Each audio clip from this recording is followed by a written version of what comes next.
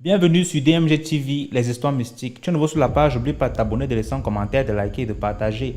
Tu veux raconter une histoire? Il y a un numéro à l'écran sur le plus 237 655 81 90 17. Envoie ton histoire et on va jouer ici sur Facebook, YouTube et TikTok. Et oui, on a aussi une deuxième chaîne YouTube au nom de DMG TV, Histoire mystique exclusive, où on poste tous les 15 heures des histoires exclusives. Voilà, donc je vous invite à aller vous abonner à la première et deuxième chaîne YouTube. Voilà.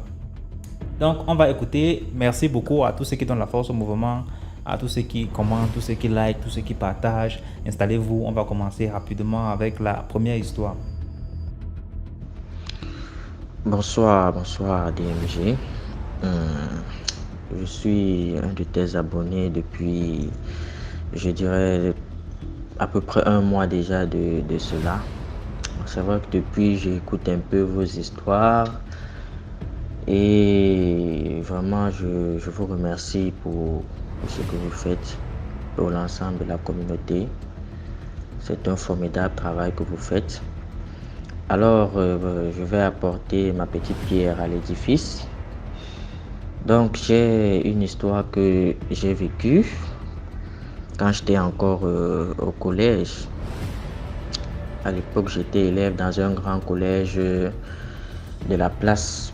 Faut aussi noter que je suis au Cameroun, plus précisément à Douala. Donc, j'ai fréquenté dans un grand collège de la place dont je vais taire le nom, mais sinon, beaucoup reconnaîtront cette histoire parce que ça avait beaucoup fait parler à l'époque. Je crois que c'était en 2016-2017 quand c'était ma deuxième année en première, oui, 2016-2017. C'était ma deuxième année en première. Voilà. C'était un grand collège de la place aux alentours de Bonamoussadi. Beaucoup connaîtront le collège. Alors, l'histoire commence en tout début d'année lorsque les cours ont commencé. Il y a une nouvelle élève qui est arrivée là au mois de octobre, oui, octobre-novembre. Voilà. Bizarrement, j'avais pas compris pourquoi beaucoup étaient réticents à l'idée de s'asseoir à côté de cet élève. Bon, moi je comprenais pas trop. Donc, elle est entrée, elle s'est assise au niveau de la fenêtre. Là, elle était au premier banc toute seule, au niveau de la fenêtre. Même la personne qui était au premier banc, lui, il a eu à déménager, il allait s'asseoir un peu plus derrière. Bon, moi, j'ai pas trop compris pourquoi. Bon, bizarrement, je m'étais même pas intéressé à cela. Bon, moi, j'avais un objectif à passer. Voilà que on avance. On arrive en novembre-décembre, si je me souviens bien. Un jour après la pause de midi 30, je vais à la cantine pour acheter mes beignets comme d'habitude. Et là, quand je reviens, subitement, il y a un vent qui se met à souffler dans la salle. Bon, moi, je me suis dit peut-être que ça vient du dehors, comme les fenêtres étaient ouvertes.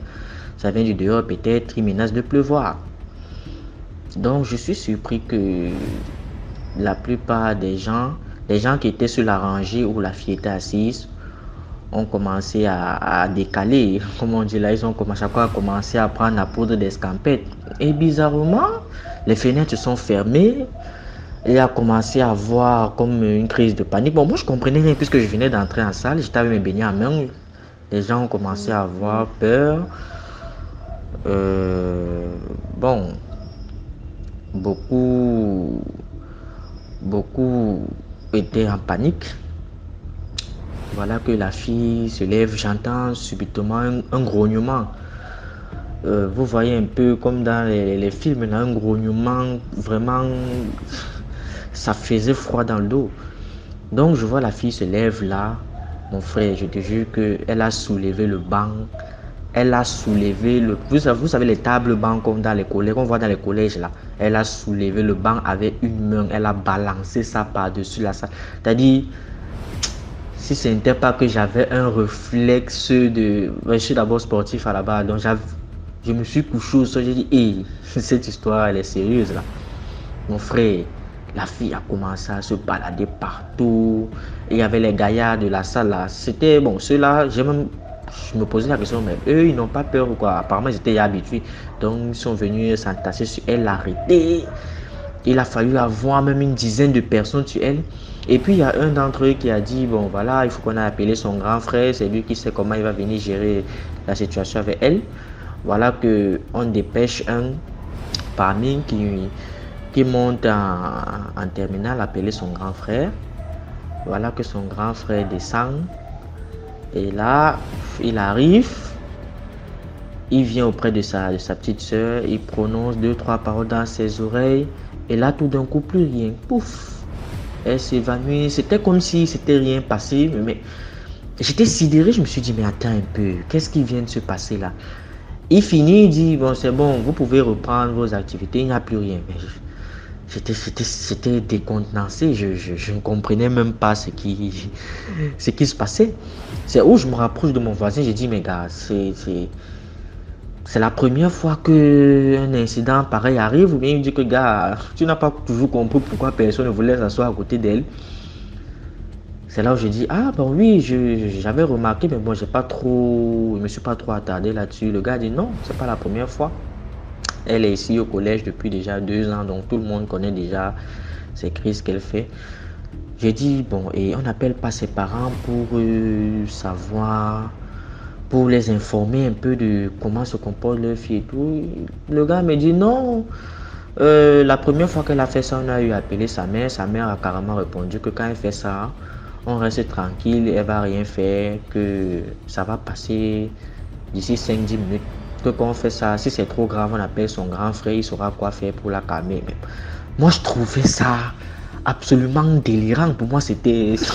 Je me demandais comment c'est possible. Donc, c'est-à-dire, à tout moment, une fille pouvait rester là, tu étais à côté d'elle. Mais mon ami me racontait que parfois, tu pouvais être assis à côté d'elle comme ça, et puis subitement, elle te regardait, elle te lançait un regard noir, et puis elle te giflait avec une force herculéenne, mon frère. Donc, moi, c'était comme si c'était... Gars, je ne comprenais pas. J'ai dit, durant tout le reste de l'année, cette fille, moi, j'évitais même son regard parce que, gars, j'ai même dit que quand l'année là va finir, moi, je vais aller fréquenter un autre collègue parce que cette histoire... Donc, c'est vrai que il fallait pas que je se sente un peu stigmatisé. Mais moi, ce qui me concerne, ce genre de choses, je me méfie un peu. Je me méfie un peu parce que la scène que j'ai vécue là, gars, c'est-à-dire tu voyais comment elle se levait là, elle arrêtait le banc avec une force. Une petite fille, elle était comme une fille de 10 ans. Je veux dire, physiquement, elle était comme une petite fille de 10 ans. Mais la force qu'elle dégageait lorsqu'elle entrait en transe comme ça, c'était phénoménal, mon frère. C'était phénoménal. Au point où il fallait 10 gaillards de costauds. Parfois, elle balançait ces gars même. Je me demandais si ce qu'on voit dans les films là, c'est parce que je n'arrivais pas toujours à croire, mon frère. Et j'oublie un détail. Il y a une fois même, elle a eu à faire la même chose. C'était face à un professeur de mathématiques qui l'avait énervé. Mon frère, elle s'est soulevée. J'ai cru qu'elle flottait dans les airs. Il manquait un peu. J'ai cru que la gravité là, ça ne l'atteignait pas, mon frère. Et elle devenait d'une noirceur encore. Ses yeux devenaient d'une noirceur. Gars, c'était effrayant. C'était effrayant. Je crois qu'il y a beaucoup d'abonnés ici sur ta chaîne. Je suis sûr que parmi, il y a certains qui ont fait ce grand collège-là et qui pourront se rappeler de cette histoire parce que ça avait vraiment fait grand bruit à l'époque. Ça avait fait grand bruit à l'époque. Donc, en tout cas, c'était pour essayer de sensibiliser les gens parce que il y a beaucoup... Moi, je ne croyais pas au cas de possession, hein, mais ce jour-là, même Dieu m'a fait voir de mes propres yeux ce qu'on appelle réellement la possession. Donc, mon frère, je suis rentré ce jour, j'en ai parlé de ça à ma maman, même à mon grand frère, le gars.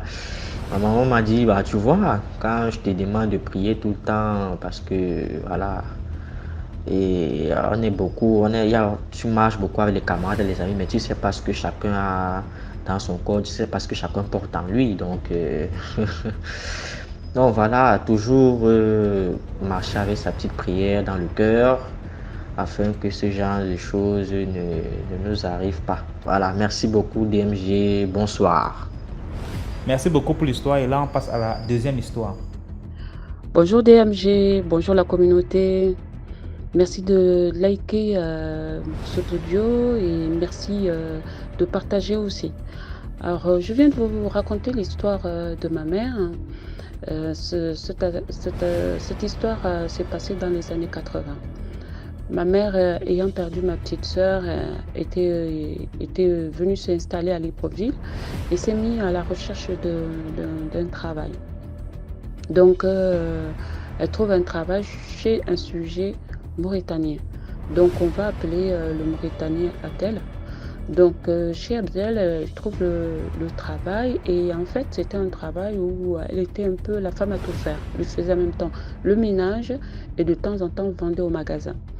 Et ma mère me raconte cette histoire parce qu'un jour, j'étais en train de feuilleter son album photo. Et il y avait une photo où je la voyais couchée, elle avait un gros bandage au niveau de la main gauche. Et je lui avais posé cette question, savoir ce qu'elle avait eu. Et donc, elle m'a raconté cette histoire. Donc, je vais vous la raconter telle qu'elle a raconté elle. Donc, ma mère raconte que quand elle est rentrée du village suite au décès de ma petite sœur, elle était tellement mal parce qu'en plus, en même temps qu'elle avait perdu sa fille, elle a perdu aussi son fiancé et elle avait reçu une nouvelle qui l'avait vraiment refroidie parce qu'on lui avait dit qu'elle ne pourra pas se marier, qu'ils avaient décidé dans la famille qu'elle ne pourra pas se marier et que elle allait être une grande demoiselle comme on dit, elle travaille dehors et puis elle rapportait l'argent dans la famille mais elle ne pouvait pas se marier. Donc c'est une nouvelle qui l'avait vraiment bouleversée et elle était vraiment en colère après la famille. C'est comme ça qu'elle trouve ce travail-là chez le sujet mauritanien. Tout se passe bien. Et puis le sujet mauritanien, tellement ma mère était très très belle et ce sujet mauritanien a commencé à avoir des sentiments pour ma mère. Mais ma mère le repoussait parce que c'était pas le moment. Et et il n'était pas insistant non plus, il était très très respectueux. Un jour, il prend son voyage dans son pays d'origine et au retour, il lui ramène plein de cadeaux, donc un cadeau qui avait quand même interpellé ma mère. Donc c'était une bague. Ma mère reçoit la bague. Elle refuse de porter la bague parce qu'elle ne comprend pas pourquoi cet homme lui offre une bague. Elle en parle à sa mère et sa mère lui demande vraiment d'en parler avec Abdel et que pour elle, c'était une bonne chose pour ma mère parce que vu comment elle vivait vraiment son malheur d'avoir perdu en même temps et son enfant et son fiancé, il fallait un moment que ma mère tourne la page. Donc c'était le conseil de mamie. Donc maman décide d'accepter la bague d'Abdel. Et de là, on va commencer, leur idylle. Mais maman avait remarqué une chose, c'est que quand elle portait la bague, tout lui souriait, elle était vraiment heureuse, tout marchait et tout. Mais il y avait le soir, la bague reflétait, ça faisait de la lumière. Donc ma mère au départ, elle disait que c'était peut-être par ce qu'elle voyait parce qu'elle était heureuse. Mais en fait, il y avait quelque chose qui émanait de la bague. Donc une certaine chaleur qui se propageait sur son corps. Et puis maman disait qu'à cette époque-là, elle commençait à avoir beaucoup d'argent. Et un jour, elle en a parlé comme ça à Abdel en lui demandant ce qui se passait. Et il lui a dit que cette bague avait été travaillée par la maman d'Abdel. Parce que son fils lui avait dit qu'il était tombé amoureux d'une fille et que voilà. Donc ma mère n'a pas prêté attention, elle portait la bague. Et puis quand elle revient voir son frère aîné qui remarque cette bague. Et le frère lui dit, mais on t'a offert une bague, tu te maries? Ma mère dit, non, je ne me marie pas, je suis avec quelqu'un, ça se passe très bien. Et son frère, sans plus. Et quelques jours après, elle est convoquée par la famille et on lui dit, voilà, tu t'es fiancée, on veut voir ton fiancé et donc pour qu'il vienne se présenter à nous. Donc maman au départ, elle ne veut pas. Elle se dit c'est tout neuf, donc je n'ai pas envie d'exposer mon gars par rapport à ce qui s'est passé dans la famille.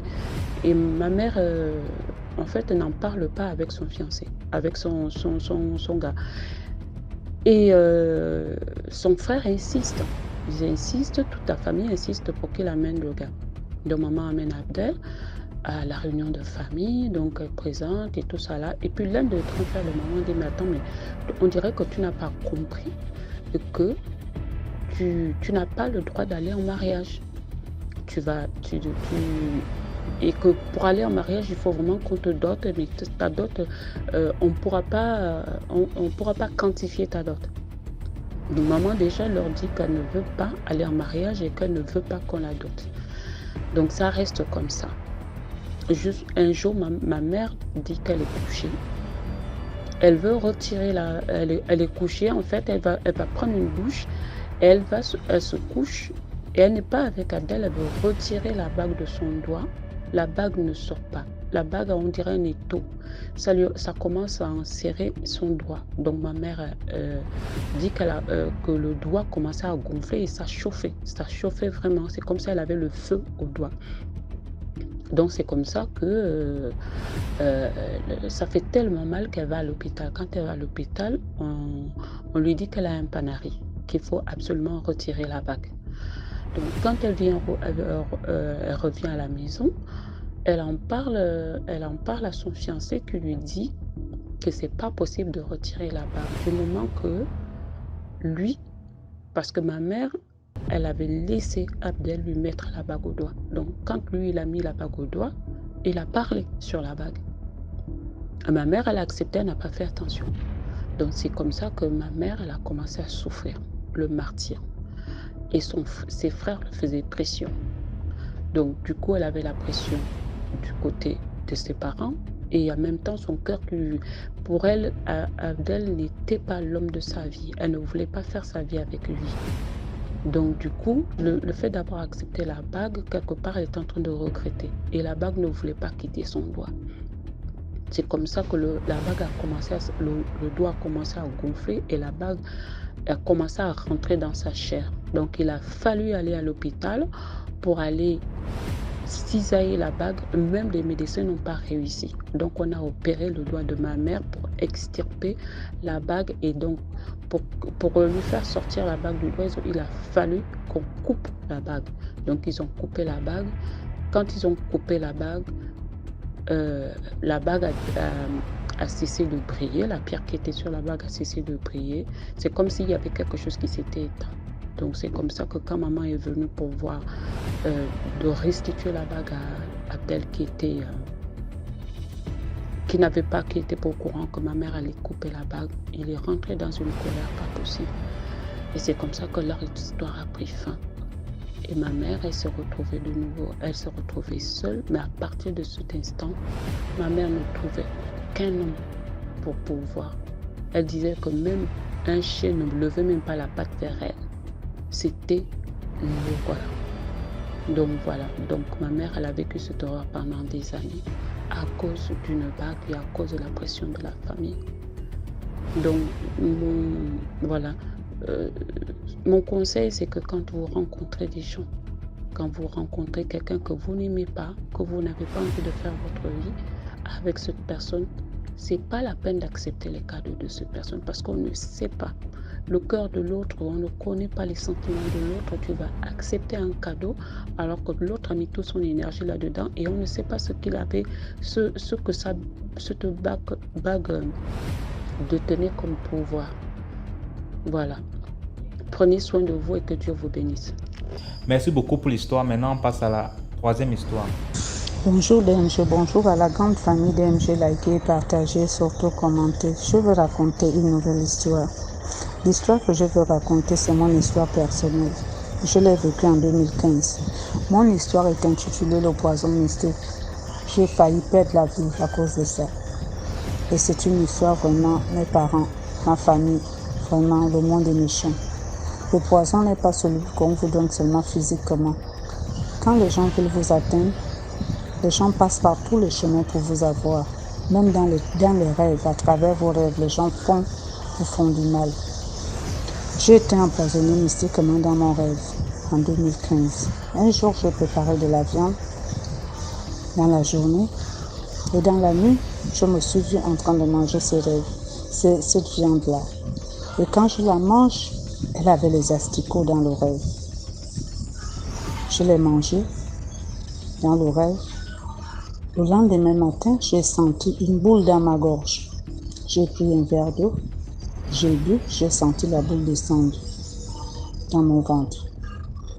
Et après, dans la journée, dans la soirée, vraiment, cette journée-là, je ne me suis pas sentie bien, mes frères. Je ne me suis pas sentie bien. Je me sentais bizarre. Dans la soirée, j'ai commencé à faire des fièvres. J'ai pris de l'efferalgan. C'est passé. Le lendemain matin, vraiment, mon ventre a commencé à prendre un peu de volume. Quelque chose marchait dans mon ventre. Ça bougeait de tous les côtés comme un ballon. J'ai commencé à vomir.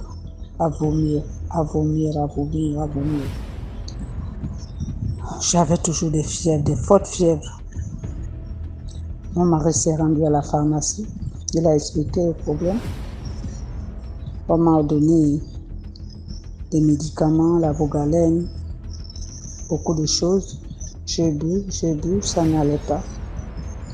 Au bout de 3 jours, vraiment 2 jours, 3 jours, ça n'allait plus. Nous sommes allés à l'hôpital. Et à l'hôpital, quand on arrive, on m'interne à l'hôpital. Vraiment, j'avais perdu les forces. Je ne mangeais plus. Même l'eau, je ne buvais. Quand je bois même un peu d'eau, je vomis. Rien n'est resté dans mon ventre. Rien. Et après les vomissements, c'était autour de la diarrhée. Donc, je présentais maintenant diarrhée, vomissement. Vraiment, c'était fort, mes frères. J'avais perdu à l'hôpital. J'étais complètement déshydratée. On m'a fait tout le bilan était négatif. Le médecin n'en revenait pas. Il a dit, mais qu'est-ce que j'ai mangé? J'ai dit au médecin, vraiment mon ventre, il y a quelque chose dans le ventre. On m'a fait faire des échographies, on ne voyait rien, mes parents, rien. Et le ventre prenait de l'ampleur. Le ventre prenait du volume, comme une femme enceinte. Et quelque chose bougeait. Mais on ne voyait rien à l'hôpital. Au bout d'une semaine à l'hôpital, on me mettait 2 glucosés dans chaque nuit. On disait qu'il n'y avait rien, on ne peut pas me garder.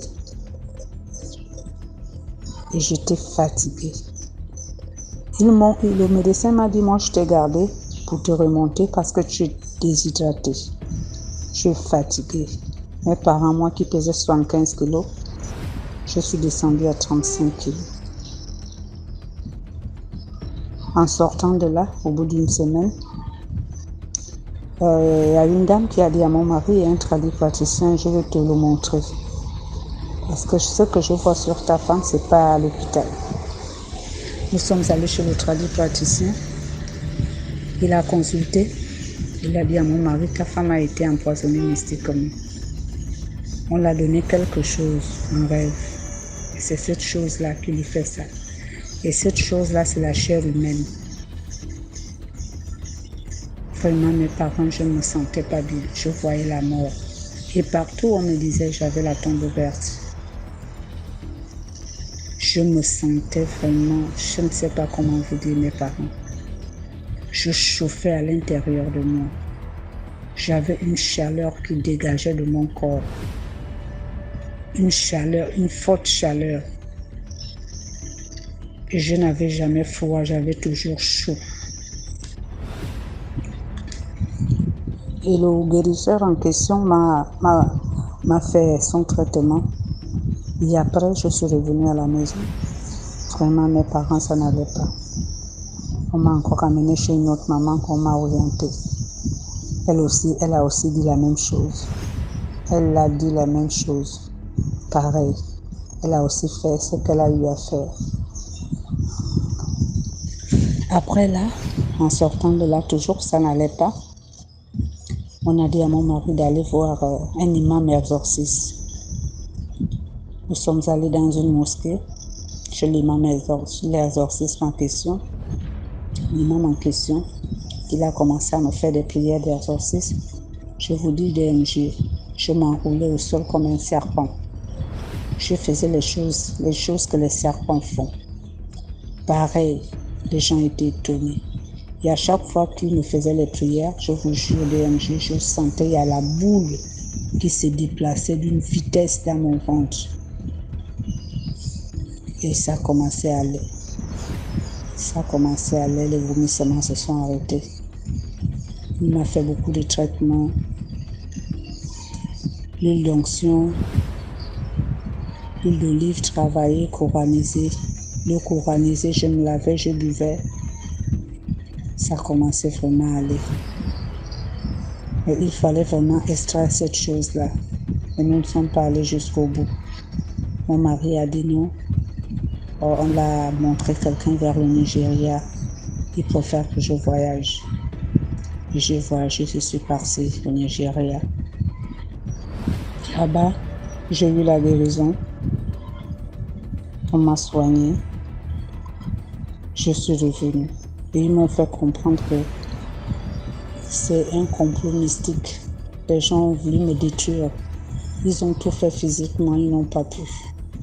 Donc ils se sont associés pour me détruire dans le rêve mystiquement.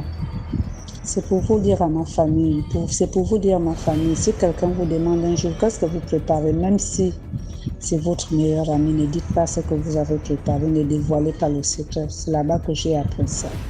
Parce que le sorcier passe à travers ce canal. C'est parce que moi, ce jour-là, un voisin m'avait demandé, mais qu'est-ce que tu prépares aujourd'hui? J'ai dit, je prépare de la viande. Je vous dis, ma famille, les sorciers s'unissent dans la soirée pour vous détruire. Si vous avez un voisin sorcier, si l'un de vos parents est sorcier qui cherche à vous détruire, passe par votre voisin pour vous avoir. Donc, ils ont fait ça pour me détruire. Donc, vraiment, la famille, le poison n'est pas seulement que celui qu'on vous donne physiquement, il y a aussi le poison mystique. J'ai vécu cette histoire, j'ai failli perdre la vie. Partout là où je partais, on me disait, tu as laissé la tombe ouverte. Ta tombe est ouverte, vraiment. Et après le traitement, pendant le traitement, je me suis vue être avalée par un gros python. Et quelque chose est venu couper la tête du python. Vraiment, merci DMG, merci à toute la grande famille. Je suis heureuse de raconter mon histoire, mon vécu. Bien de choses à vous, likez, partagez. Merci beaucoup pour l'histoire. Là, on passe à la 4e histoire. Commentez, likez, partagez, s'il vous plaît. Bonjour DMG, bonjour la famille. Je vous contacte de la Côte d'Ivoire. Je vous raconte mon histoire de la Côte d'Ivoire. Et aussi, j'aimerais que aussi dans les commentaires, les gens qui s'y connaissent, puissent me donner des conseils, voilà, me montrer la voie à suivre, comment faire. Voilà. Bon, je vous raconte mon histoire. C'est ma maman a rencontré mon papa. Voilà. Ils étaient jeunes et tout, ils s'aimaient. Et il fallait que maman maintenant rentre dans le foyer. Voilà. Ils allaient commencer à vivre ensemble.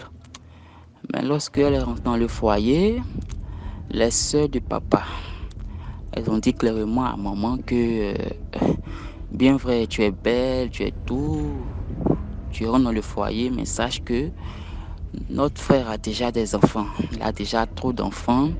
Nous aussi, nous sommes là, nous avons des enfants. Et nous avons déjà assez de charges. Donc, tu ne pourras pas faire d'enfants. Voilà, tu ne pourras pas faire d'enfants. Ajouter tes enfants encore à ce qu'il a déjà là, vraiment, ça sera trop. Il a déjà des charges. Donc, maman a dit, mais pourquoi? Je suis dans mon foyer. Je suis une femme, je suis féconde. Il faut que je fasse mes enfants. Je suis là pour fonder ma famille. c'est pour fonder ma famille. Elles ont dit non. Mon frère a déjà trop de charges comme ça. Tu veux faire tes enfants là, c'est bon. Si tu veux faire tes enfants voir ailleurs, hein, on ne veut pas te voir. On ne veut pas te voir faire d'enfants. Il a déjà trop d'enfants. Donc, maman, bon, elle a commencé à lutter. Hein. Elle a commencé à lutter pour pouvoir avoir aussi ses enfants. Voilà, et c'est normal. Une femme étant féconde, vit dans un foyer, il faut qu'elle fasse ses enfants. Voilà, là, c'est normal. Mais il voulait pas du tout. Et puis il faut noter que aussi ça n'allait pas. Hein. Le foyer des moments était vraiment, papa a commencé à la battre, je suis là, toujours la battre, faire des palabres, voilà, voici. Et aussi à la maison, il avait ses sœurs étaient là. Elles étaient là avec près de 6 ou 5 sœurs, elles étaient là avec leurs enfants, plus les 4 enfants du papa. Donc la maison était pleine et devant tout cela, papa la battait et tout. Mais bon, maman voulant aussi forcément avoir son foyer, faire ses enfants, elle a eu 4 ans après, elle a pris une grossesse. Et c'était une fille, c'était ma grande sœur. Voilà. Bon, faut noter que lorsque cette dernière est née là, depuis sa venue, ils ont tout gâté dans sa vie, tout gâché. Ils ont accepté l'enfant, mais ils ont dit, nous on t'a dit de ne pas faire d'enfants. Comme tu veux faire des enfants, nous, on va s'en occuper. En tout cas, si c'est côté copain dans la vie, en tout cas, ma grande sœur, ça va. Mais côté études là, non, ils ont tout gâché. Lorsqu'elle va même à l'école, elle ne comprend rien du tout. Elle va à l'examen, elle voit noir. Elle voit noir sur sa feuille. Elle voit noir au tableau. Lorsque le professeur fait le cours, elle voit noir. Tout. En tout cas, ils ont gâché ses études. Ils ont gâché sa vie. Jusqu'à présent, elle n'a rien du tout comme diplôme. Elle est là comme ça. Bon. Et bon, maman dans le foyer, elle continue encore à persister dans le foyer. Elle aimait son mari, elle voulait coûte que coûte avoir fait sa famille. Et maintenant, bon, dans le foyer, dans les autres foyers, elle a eu des enfants. Hein. Avant qu'elle retrouve un de croise papa, elle a eu des enfants. Elle a fait ses enfants, c'était seulement des filles. Voilà, elle est venue encore dans le foyer de papa, elle a eu encore une fille. Elle voulait maintenant un garçon. Elle voulait son garçon chéri. Mais bon, c'était vraiment difficile. C'était vraiment difficile pour accoucher. C'était vraiment difficile. À chaque fois qu'elle est enceinte, papa vient la battre, l'enfant tombe, la grossesse tombe. Il vient la battre, la grossesse tombe. Et même une fois, même elle a dit, elle était déjà à 7 mois. Papa ne savait pas, son mari ne savait pas. Parce qu'il n'est pas tout le temps à la maison. On n'a même pas su. Il s'est même pas rendu compte que sa femme est enceinte. Ce jour-là, il a battu. Et il est sorti. Lorsqu'il est sorti, elle a commencé à avoir mal. La grossesse a commencé à tomber. Elle est partie aux toilettes. Lorsqu'elle est partie, elle a voulu se soulager. Voilà. L'enfant qui sort. Elle a dans ses pleurs. Voilà le monsieur qui rentre. Ça a coïncidé avec la rentrée de papa. Il a vu tout stupéfait. Lui aussi, il a commencé à pleurer. Commence à demander pardon. Non, je ne vais plus te battre. Il faut m'excuser. Tout. Elle s'est mal connaître. Elle a commencé à s'empirer encore. On commence à la battre.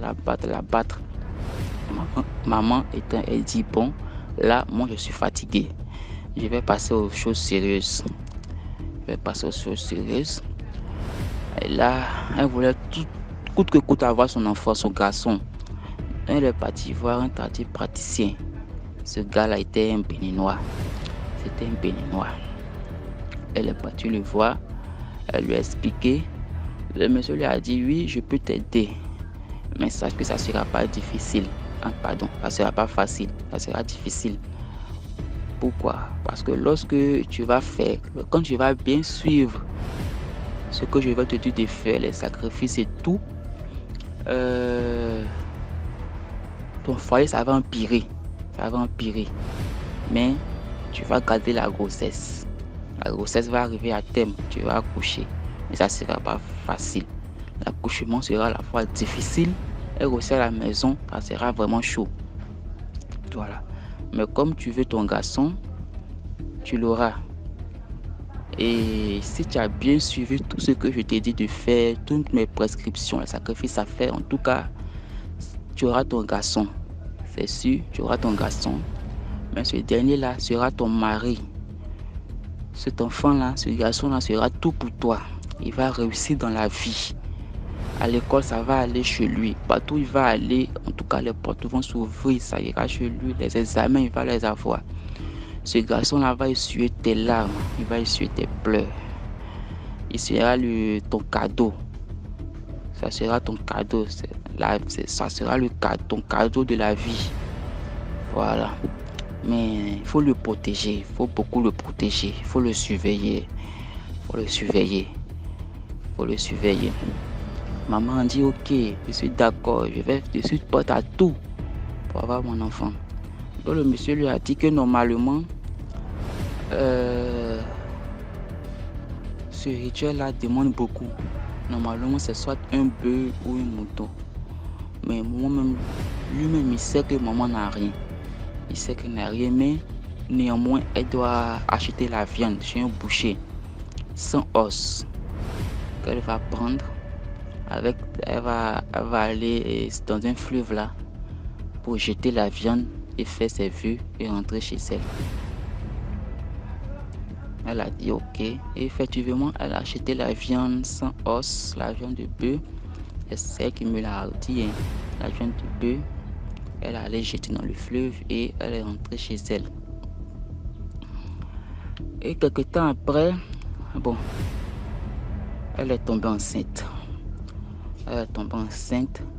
Mais les coups ne cessaient pas, hein. Papa continuait à la battre toujours.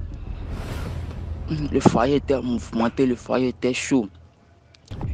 Et jusqu'à ce qu'elle soit à terme, au lieu que le ventre soit tout droit en bas, le ventre arrivait jusqu'à sa poitrine. Donc quand les gens voient sa grossesse, ils disent « Ah, c'est quelle grossesse ça? C'est génique dans ton ventre ou bien? C'est quelle grossesse? » Toutes les femmes, le ventre est bien droit, bien gros, mais la grossesse va jusqu'à dans ta poitrine. Tu es sûr que tu es enceinte?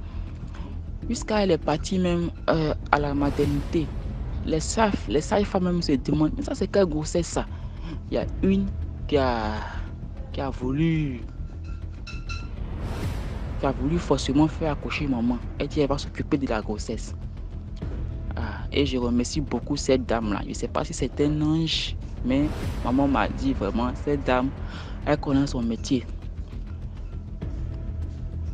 Elle a commencé à faire ses trucs pour pouvoir faire sortir l'enfant.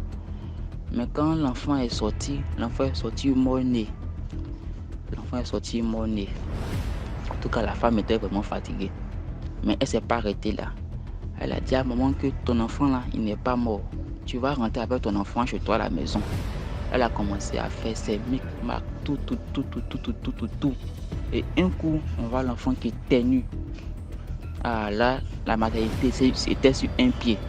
Maman a commencé à pleurer. Les gens commençaient à pleurer. Madame dit merci à la sage-femme. Lui dit merci. Bon, maman est rentrée à la maison avec l'enfant. Et bon, l'enfant a commencé à grandir et tout. Voilà. Et maintenant j'ai grandi, j'ai commencé à voir clair dans la vie. Maintenant, bon, je suis là. Mon papa, en tout cas, avec moi, ça n'allait pas. Ça n'allait pas avec sa femme. Ça n'allait pas aussi avec moi. Parce qu'un papa doit traiter son enfant, son garçon, c'est pas comme ça. Ça n'allait pas. Même pour m'acheter les trucs, les fournitures de l'école, c'était vraiment un problème. Maman était obligée de le faire. Que ce soit les kakis, sacs de l'école, la fourniture. Même si, bon, souvent il commence, il ne termine pas. Maman est obligée de tout faire, de terminer. Voilà. En tout cas, maman était tout pour moi. Elle était dans la cuisine, j'étais avec elle. Elle partait fun, j'étais avec elle. J'ai fini de faire les cours, je viens la trouver où elle va, on vient ensemble à la maison, je cuisine avec elle. En tout cas, elle était tout pour moi. Nous étions tout le temps ensemble. Et ça va commencer à rendre même papa jaloux. C'est ça qui le rendait encore plus jaloux. Hein. Voilà, c'est ça même qui mettait encore la haine dans son cœur. Mais bon, c'est ma maman, hein, c'est la vie. Et bon, j'ai commencé à grandir. Et effectivement, à l'école, ça allait. Dans la vie, ça allait chez moi. En tout cas, à l'école, j'étais parmi les meilleurs. Hein. Partout où j'étais, les gens m'aimaient, les gens voulaient être toujours avec moi. Et surtout que j'avais un don. Et c'est ce don-là que j'aimais le plus beaucoup. Voilà. Lorsque je dors, je me couche, tout ce qui allait arriver le lendemain, je voyais tous ces films-là. Tout ce film passait. Que ce soit les interrogations, les devoirs, quelles leçons on allait faire, quelles questions le professeur allait donner dans les interrogations, quelles réponses il fallait que je donnais. En tout cas, je vous dis la vérité. Tout, je voyais tout en songe, tout. Souvent, c'était tellement fort que même je n'avais plus, parce que souvent, lorsque ça vient, et puis bon, c'est pas trop clair. Mais j'ai quand même les chapitres, les trucs que je dois bosser, je me lève, je bosse. J'étudie. En pleine nuit, j'étudie. Voilà. Il y a des fois que c'est tellement fort que je n'ai plus besoin de me lever pour étudier. J'ai déjà tout mémorisé, j'ai déjà tout vu. Donc lorsque je partais à l'école, souvent je disais à mes amis, ah les gars, apportez-vous, hein, il y aura interrogation. Le professeur va venir faire interrogation surprise. Ils sont là, ils disent, oh non, mais c'est faux. Pourquoi toi tu es qui? Toi non, toi tu es avec le professeur à la maison, comment tu sais, tu es dans sa tête? J'ai dit, ok. En tout cas, il y aura une interrogation. Et effectivement, le professeur vient, il bombarde les questions, les interrogations au tableau. Il vient, il dit interrogation écrite. Tous les yeux sont tournés vers moi. Ils disent, ah, comment tu as fait? Il dit, ah, moi je vous avais dit, hein. Et comme il se doit, je fracasse bien mon interrogation. J'ai mes 19, mes 20 sur 20. En tout cas, ça allait chez moi. Ça allait à l'école bien.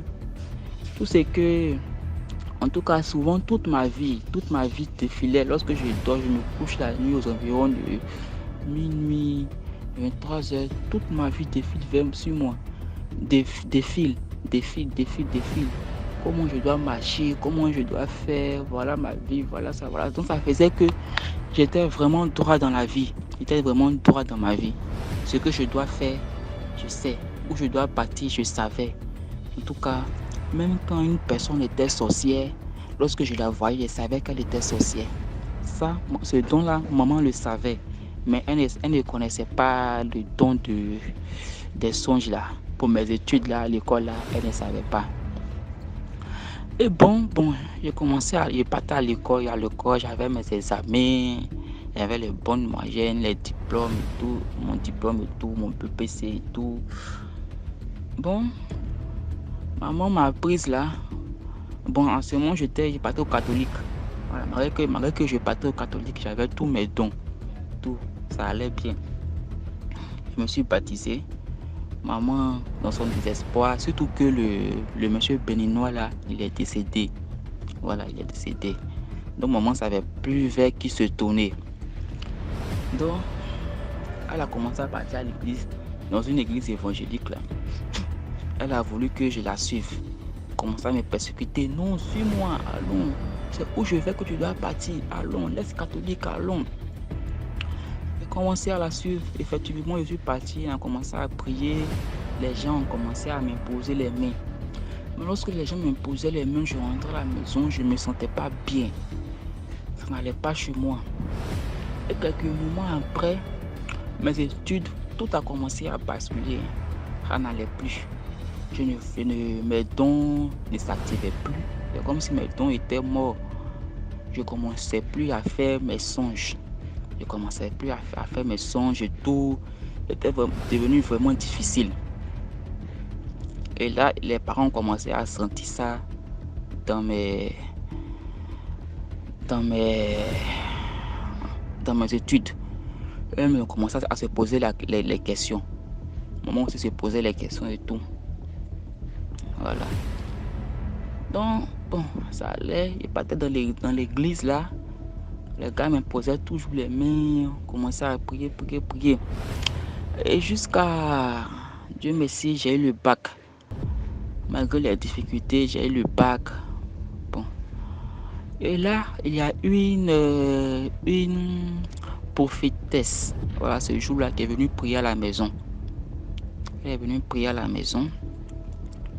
Et dans la prière, c'est elle qui a dit.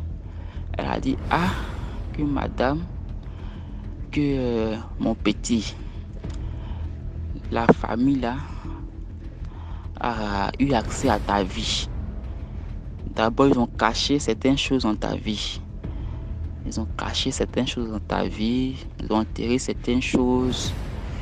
Ton bonheur, ils ont caché aussi. Ils n'ont pas tout caché, mais ils ont caché aussi. Et il y a une église là où tu partais avec ton enfant. C'est eux là qui imposaient, quand ils imposent les mains, ils arrachent tout. Ils arrachent tous les dons des gens. C'est la dame là, la prophétesse qui dit ça. Elle dit il y a certaines églises comme ça, qui sont comme ça. Eux, lorsqu'ils imposent les mains, c'est pour arracher les dons. C'est pour arracher les dons. Il y a d'autres églises, eux, quand tu vas, le don que tu as naturellement, eux, ils activent ça. Ils activent ça encore plus dans la présence de Dieu. Mais à les églises, eux, lorsqu'ils imposent les mains, ils ont arraché tous les dons. Donc, maman, tout étonnée, elle me regarde. Moi aussi, il faut dire qu'avant, lorsque je me demandais, mais où mes dons sont? Parce que lorsque je dors, je me force. Mes dons ne viennent plus, mes songes ne viennent plus, je ne fais plus de songes. Donc je me demandais, où mes dons sont rentrés? Qui a pris mes dons? Comment je me suis arrangé? Déjà, c'était cette église-là qui avait pris mes dons. Et c'était grâce à la prophétesse que j'ai su que c'était à force de me poser les mains que les gars arrachaient mes dons. Voilà. Et c'est ce qu'elle disait là. Elle disait qu'il y a certaines églises, lorsque tu vas, ils arrachent les dons de ton enfant. Ils arrachent tes dons. Que dorénavant, c'est pas dans toutes les églises il faut partir. C'est pas dans toutes les églises il faut envoyer les enfants. Il y a des gens qui arrachent. Il y a des églises qui arrachent les dons. Non, pas lorsqu'elle est partie, j'ai commencé à expliquer tout à maman. Il dit, maman, que c'est maintenant j'ai su. Parce que lorsque tu m'envoies dans l'église là, mes études ont commencé à... Même vu que j'avançais, mais mes études ont commencé à dégringoler. Mes notes ont commencé à dégringoler, ça n'allait plus. Qu'effectivement, j'avais des dons. Lorsque je me couchais la nuit, aux environs, à une certaine heure et tout ce qui allait se passer dans la journée, les leçons que nous allons faire, les interrogations et tout défilait devant moi. Je voyais tout en songe. Mais depuis que je suis dans l'église là, je ne voyais plus les dons. Maman a commencé à me demander pardon. Elle dit pourquoi je ne lui avais pas dit auparavant. Elle dit maman, c'était pas tout, je devais te dire. C'était pas tout. Je gardais ça pour moi-même. Mais c'est pas grave. Dieu merci. J'ai aussi certaines qualités. Bien vrai que c'est plus fluide comme avant, j'ai perdu mes dons, mais quand même, j'arrive à avancer. On va faire avec. Et bon, ça allait. J'ai eu le bac et tout, je partais à l'école et tout. Bon. C'est mon histoire qui est là, c'est mon histoire. Et je voudrais aussi donner ce conseil-là de la prophétesse que aux parents, que si vous avez eu votre enfant grâce au rituel, grâce à d'autres choses, d'autres pratiques, et que vous voyez que ça va chez l'enfant, c'est mieux de laisser l'enfant là où il est. Voilà. C'est mieux de laisser l'enfant là où il est. N'envoyez pas vos enfants parce que l'autre personne a dit non, ici là ça va. On voit l'enfant là-bas, ça va aller, allez-y prier là-bas. Non, ne faites pas ça. Voilà, c'est un moment à écouter les gens. Aujourd'hui, elle m'a envoyé dans un truc où je ne sais plus maintenant où je me trouve. J'ai perdu mes dons. Et c'est vraiment, ça me fait vraiment très mal, très très mal. Et puis ce ne sont pas toutes nos coutumes, nos traditions africaines qui sont mauvaises. Il y a du bien, Voilà. Si mes dons s'étaient perpétués, si maman avait persisté dans les pratiques africaines, je pense que, en tout cas, j'aurais une vie vraiment bien plus stable que maintenant. Mais bon, elle m'a envoyé dans une église arracheuse du don. Voilà ça. Donc dans les commentaires, j'espère avoir les commentaires de certains qui s'y connaissent, qui peuvent me donner des informations, me parler, me montrer comment faire pour pouvoir retrouver mes dons ou ce que je dois faire. En tout cas, j'ai besoin de vos conseils. Voilà. Merci beaucoup DMG, merci la famille, merci de m'avoir écouté et à bientôt. Merci beaucoup pour l'histoire. Maintenant, on passe à la 5e histoire. Bonjour, bonsoir, communauté DMG TV. Premièrement, je tiens à remercier DMG pour ce concept qui vraiment m'édifie et m'aide à comprendre beaucoup de choses qui se passent dans la vie de tous les jours. Et j'aimerais vous raconter, je ne sais pas si c'est une petite histoire, mais j'aimerais vous raconter un fait dont j'ai moi-même vécu. Je préfère taire mon nom parce que je sais que par ma voix, je vais sûrement me faire reconnaître par les amis, les proches. Mais en fait, ce que j'aimerais, c'est essayer d'avoir votre avis sur la situation que j'ai vécue. La situation remonte en 2018. J'étais dans une province et depuis un bon moment déjà, je vivais, on va dire, seule avec mon frère dans la maison et toute la famille. Le reste, ils étaient à la capitale, ils se cherchaient. Habituellement, on vivait avec notre grand-mère, mais depuis un bon bout de temps, elle était un peu malade, donc elle a dû monter en capitale et tout. Et je vais sauter les étapes pour ne pas être trop longue. Apparemment, son état étant à la capitale ne s'améliorait pas et tout.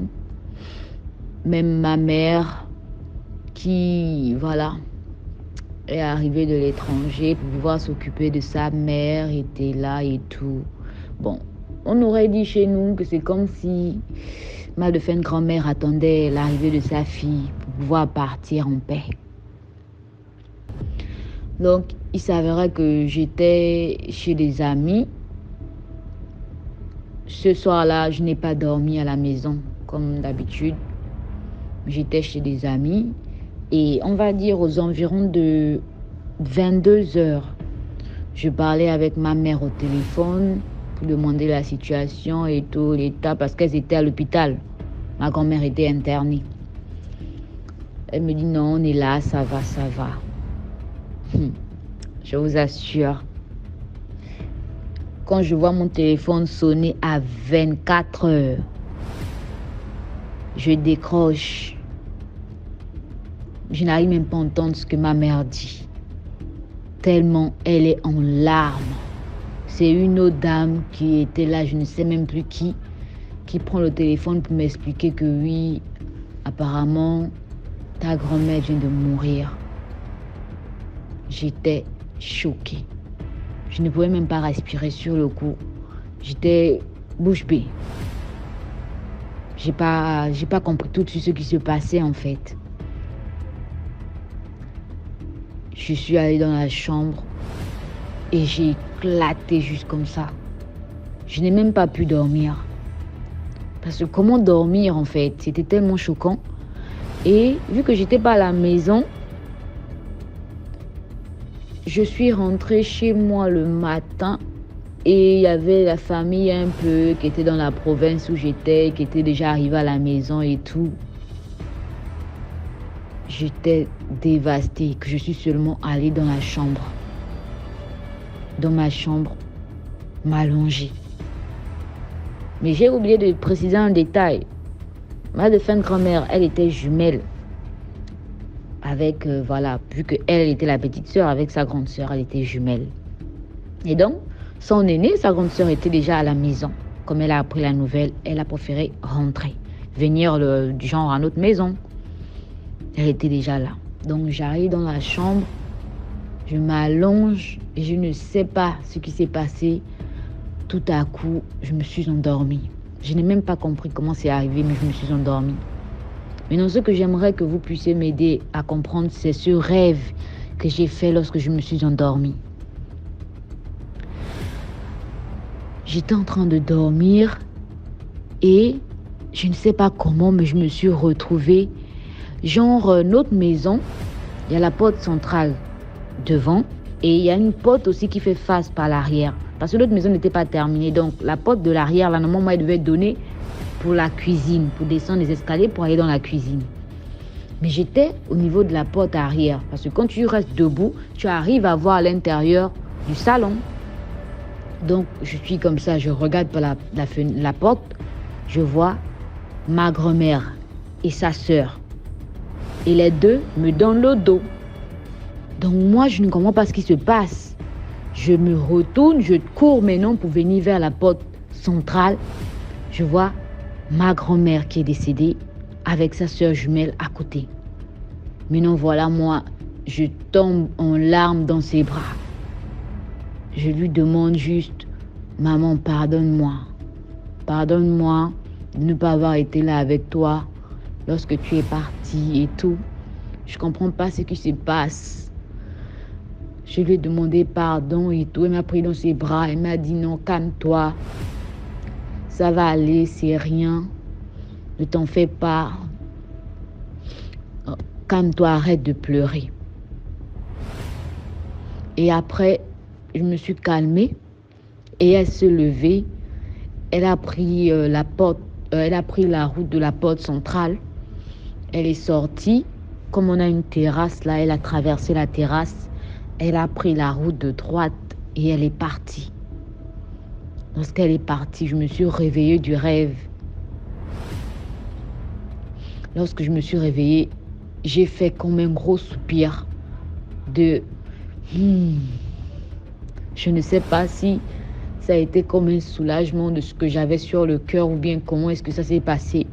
Après, bien sûr que j'ai pleuré, mais j'avais comme un gros poids qui m'était retombé, genre que c'était passé, je ne comprenais plus rien du tout.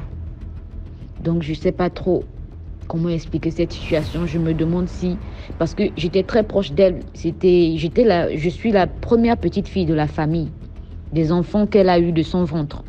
Je suis la première petite fille. Et on était très, très proches. Donc, je ne sais pas si c'était sa manière à elle de venir me dire au revoir. Mais... c'est un peu ça. Et j'aimerais que vous puissiez me dire. Et aussi le fait que je n'ai pas compris aussi la présence de sa sœur dans le rêve, en fait. Déjà, c'est vrai que... Voilà, c'est sa sœur jumelle, mais on connaît tous les familles, comment elles sont. Chacune prend sa route et tout et tout.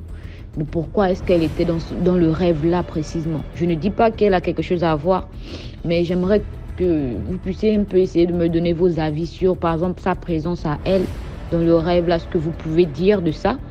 Et aussi du geste que ma grand-mère est venue me faire et tout, si c'était des adieux comme je le pense jusqu'à aujourd'hui. Je vais veiller à écouter les prochaines notes, les prochaines vidéos bien sûr, pour essayer de voir si j'arrive à monter, et aussi les réponses que vous allez me proposer ou même vos appréciations et ce que vous pensez de la situation. Merci beaucoup. Merci beaucoup pour l'histoire. Maintenant, on passe à la 6e histoire. Bonsoir la famille DMG, bonsoir à tous et à toutes.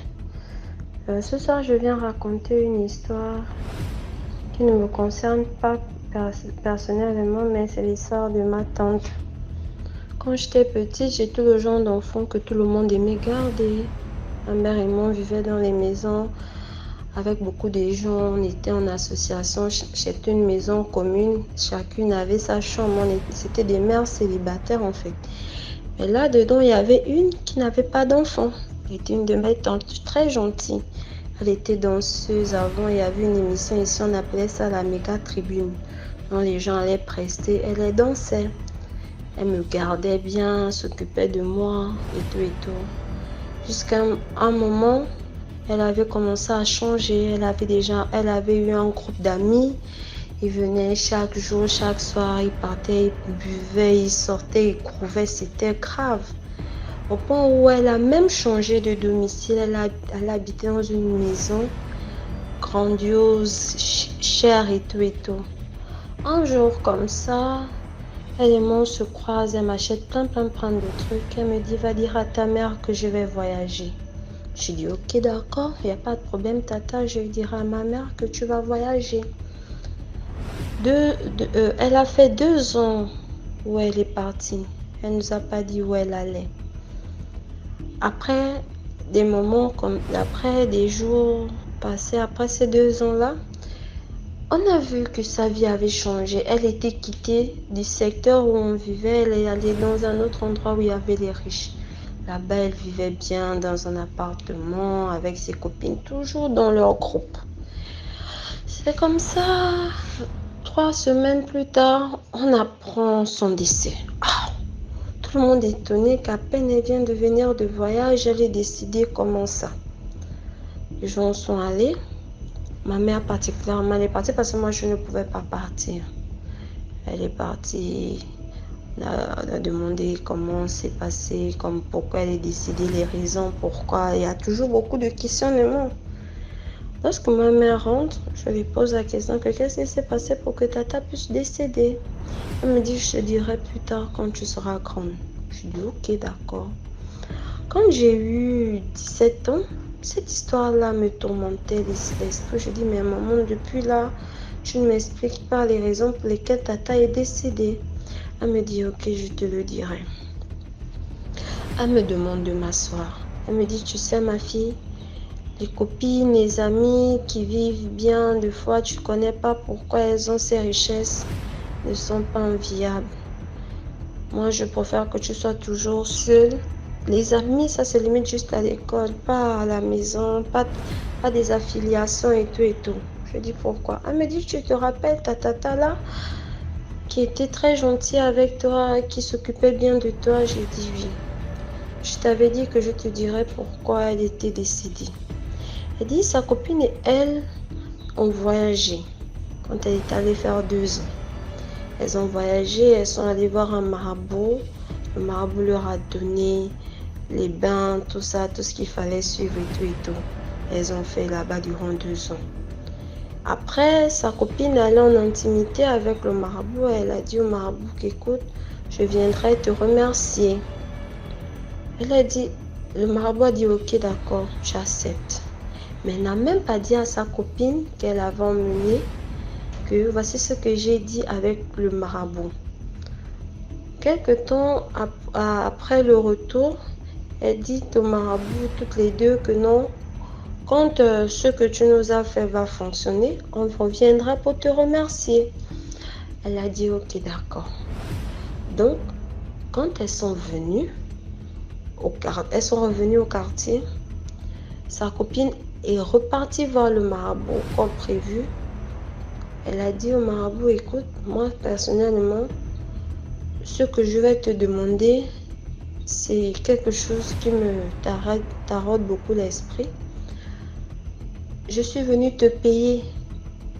Je suis venue te payer avec le sang. Je dis, ok, d'accord. Comme j'aime aussi ce genre de pratique, tu vois ma copine qui est venue là avec moi là l'année passée, c'est elle que je veux te donner en sacrifice. Ok, pour qu'elle se fasse sacrifier, qu'est-ce que je dois donner? Le marabout lui a dit non, tu donnes sa photo, son écriture, ses vêtements, et puis on va faire le reste. Donc, pendant le temps qu'elle était en train de sacrifier sa copine, elle est tombée malade. Un jour, le deuxième jour, elle est décédée. Donc, son remerciement chez le marabout était sa copine. Donc, la famille, je vous dirais de faire très attention. Le monde est vraiment mauvais. La personne avec laquelle tu marches, c'est la personne qui te tue. Donc, faisons attention. C'était mon histoire. Au revoir. Voilà, c'était tout pour aujourd'hui. Merci pour l'histoire. Merci pour tous ceux qui envoient les histoires. Merci pour tous ceux qui participent. Si tu as une histoire à raconter, envoie-le sur le numéro à l'écran. C'est le plus 237 655 81 90 17. Et on va jouer ici. Merci beaucoup pour la force. On se prend demain pour une nouvelle vidéo à 12h00. Voilà. Ciao, ciao.